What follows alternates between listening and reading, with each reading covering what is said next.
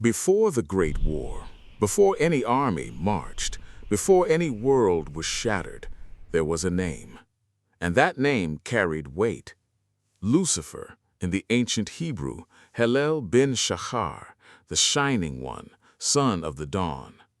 In the cosmology described across multiple ancient texts, this wasn't a minor figure. He was, by most interpretations, among the highest of created beings, a position so elevated that even the language used to describe him sounds almost reluctant, as if the writers themselves didn't fully know how to contain what they were explaining.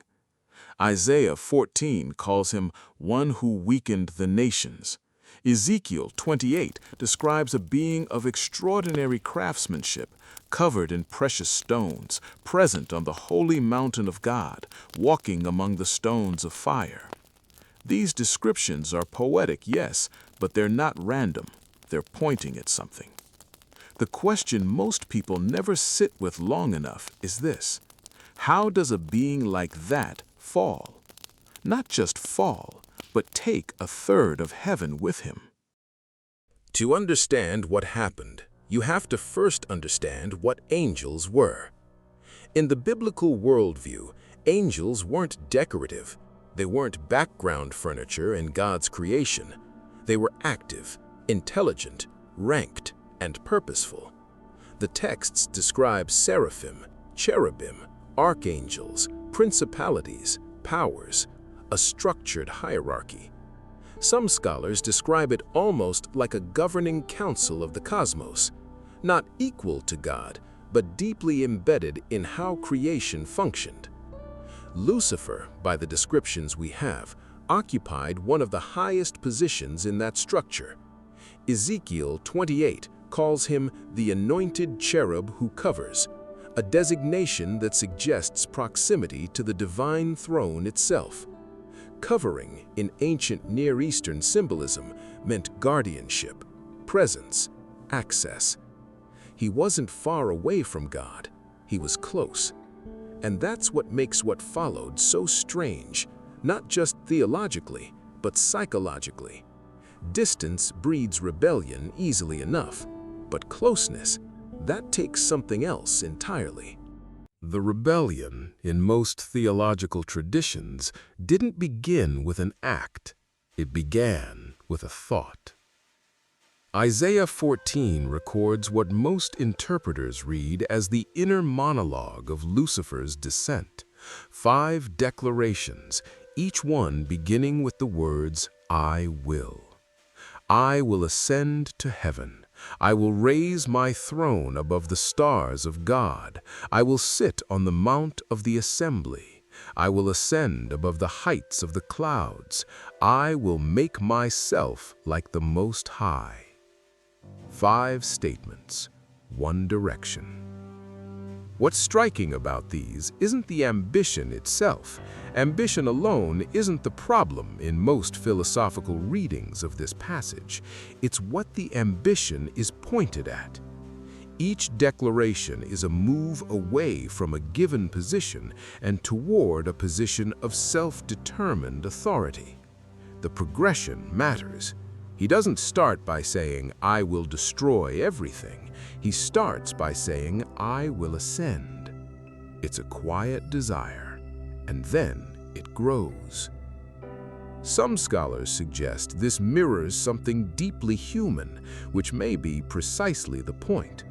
The pattern of a subtle internal shift, an idea entertained, a comparison made, a conclusion reached. Nothing dramatic on the outside at first.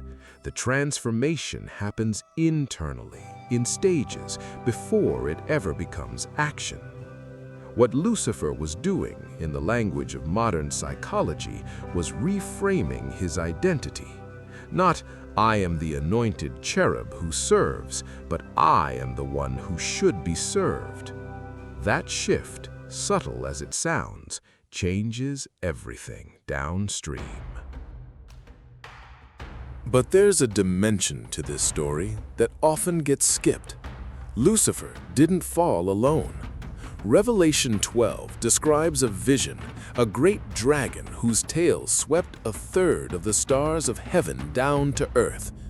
In most traditional interpretations, those stars represent angels, 1/3 of them. The number is staggering when you try to imagine it.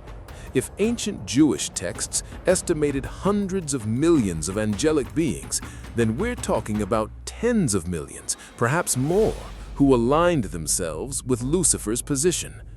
How does that happen? This is the part of the story that gets theologically uncomfortable because it forces a question most teachers don't want to sit with. What were those angels thinking?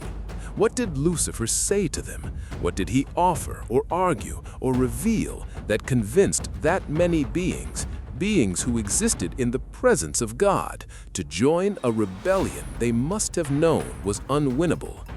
We don't have a full transcript. The texts don't preserve a speech, but the scale of the defection tells us something. A third isn't a fringe group. A third is a movement. And movement require more than a charismatic leader. They require an idea that feels, to those who adopt it, like a genuine truth. Interpretations across Jewish midrash, early Christian writings, and the Book of Enoch, which, while not canonical in most traditions, preserves very old ideas, suggests that the rebellion had an ideological component. Not just power-seeking, but something closer to a case being made, an argument, a vision of a different order. The Book of Enoch, particularly its earlier sections, describes a group called the Watchers, angels with a specific role in observing creation, who, at some point, make a collective decision that crosses a line. In that text, it's less about abstract pride and more about desire and longing, a pulling toward the created world rather than the creator, a reordering of loves, you might say.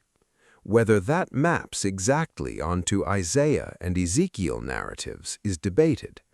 Scholars are divided on how these texts relate to each other, chronologically and thematically. Some treat them as describing a single event from different angles. Others see them as distinct episodes, separate fractures, separate failures in the angelic world. But there's something worth holding on to in that broader framing, the idea that the rebellion wasn't purely about raw ambition, but also about attachment, about wanting something other than what was given. In Lucifer's case, it may have been the position itself, the glory, the capacity, the closeness to the divine, but on his own terms, answerable to no one. There's an older theological question buried in all of this. Was the fall inevitable? If Lucifer was created with such extraordinary capacity, with such beauty and intelligence and proximity to the divine, was there always going to be a version of this story where he chose wrongly? Was the fall written into the design? Most traditions say no, and the reason matters. If the fall was inevitable, then it's really not a fall at all. It's just a mechanism, a preset outcome dressed in the language of choice. But if it was genuinely free, if Lucifer, standing in the presence of the God he served, chose to redirect that service towards himself, then something uniquely tragic happened. Freedom made it worse, not better. Some early theologians wrestled seriously with this. Augustine wrote extensively about the nature of the angelic will, why some angels held and others didn't, and what that difference reveals about the architecture of created minds. Aquinas addressed whether angels could sin at all, and concluded they could, but only in a particular way, by choosing a final end outside of God, not through weakness, through decision. Their answers aren't identical, but they share a thread. The fall of Lucifer represents not a failure of creation, but a misuse of something real and valuable, the capacity for will, for genuine choice. The problem wasn't that Lucifer could think. The problem was what he decided to think about.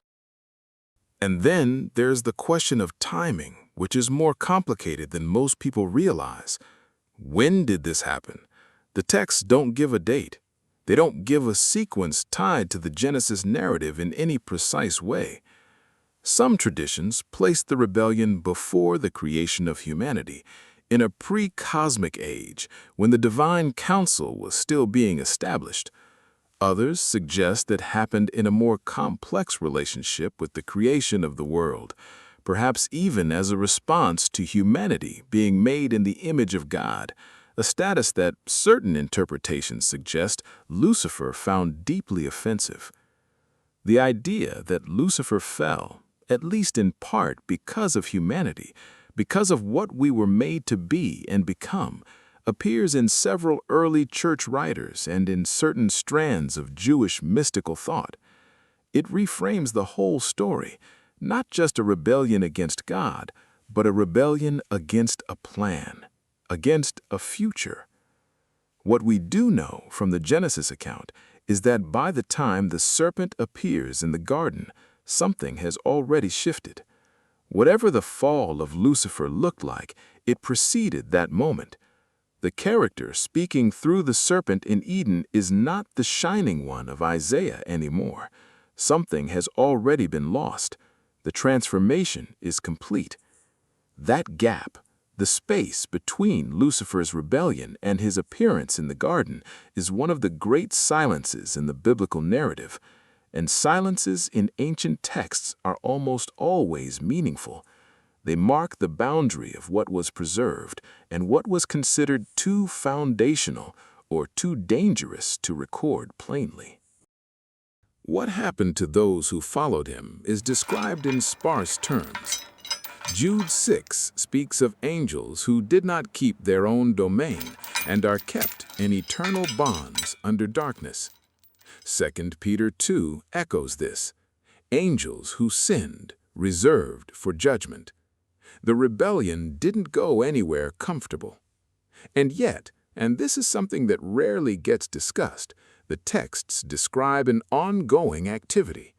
Lucifer, in Job, appears before God in what reads almost like a council meeting. In the New Testament, he's described as a ruler of this age, an accuser of the brethren, an active presence in the architecture of the world. There's a strange duality in the texts, condemned and yet still operating, judged and yet still moving.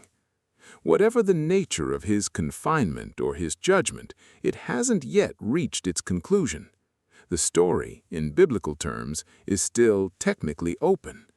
The war that began in the heavens is, by the logic of the texts, still ongoing, just relocated. Which raises the final question, the one that's hardest to answer cleanly. If one of the highest created beings, surrounded by divine presence, given extraordinary capacity and extraordinary access, chose to redirect everything towards himself, what does that tell us about the nature of pride? Not the theatrical kind, not the cartoonish villain who announces his evil.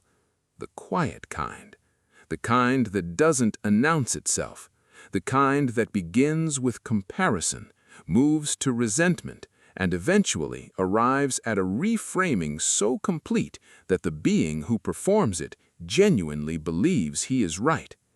The pattern that begins with "I will."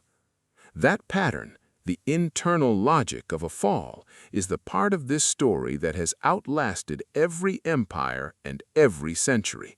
Not because it describes something distant and mythological, but because it describes something recognizable. And perhaps that's exactly why the story was preserved. If there's a question you've been sitting with through this, one that wasn't fully resolved, that discomfort is probably worth following. Some of the oldest texts about this period of cosmic history have never made it into a Sunday sermon. There's more to find.